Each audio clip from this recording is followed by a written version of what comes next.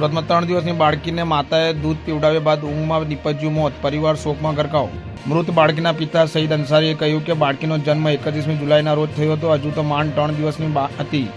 અમારો પરિવાર ખુશ હતો. જો કે આ ખુશી લાંબી ટકી ન હતી. આજે બાળકીને સુવડાવ્યા બાદ તે જાગી નહીં, જેથી 108 એમ્બ્યુલન્સ દ્વારા તાત્કાલિક સિવિલ હોસ્પિટલ પહોંચ્યા હતા. અહીં તબીબોએ બાળકીને તપાસીને મૃત જાહેર કરી.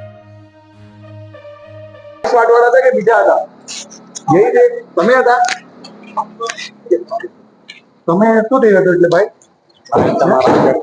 હા ભાઈ,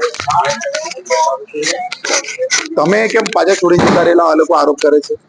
છોડીને નહીં, એમએલસી કરાવી, ક્રિટિકલ પેશન્ટ કાઢેલું તમે?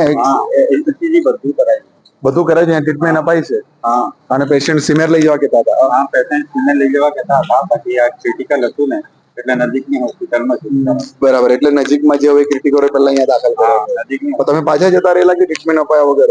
ના, ઇસીજી કરાવીને એમએલસી કરાવીને પછી અમે કરી. શું કીધું ડોક્ટરે? ડોક્ટરે કીધું કે શ્વાસ નહોતા નથી. પેશન્ટ છે એમના જીવિત છે? ના, એ તો સીન પરથી લીધું ને, હા, ત્યાંનું જ દેખાય. એક્સપાયર થઈ ગયું છે. હા, expire થઈ ગયું. તો તમે અહીંયા પૂરી ટ્રીટમેન્ટ અપાઈને ગયા હતા? હા, આખી ટ્રીટમેન્ટ આપી. હવે કાલે ચાલ્યા? હવે સિમેર જવું છે. પાછો આઈએફટી કેસ એક્સપાયર થઈ ગયું છે ને પેશન્ટ? સીન પરથી ઘરથી. તો તમારા પર કે આરોપ કરે છે ડાયરેક્ટ અમે સિમેર કીધું અહીંયા મૂકી જતા રહે, એટલે તમારું મૂકવાનું કારણ નહીં કે જે નજીક હોસ્પિટલ છે? હા, નજીક. હવે ક્રિટિકલ છે તો આપણે નજીકમાં લઈ પડે. બરાબર.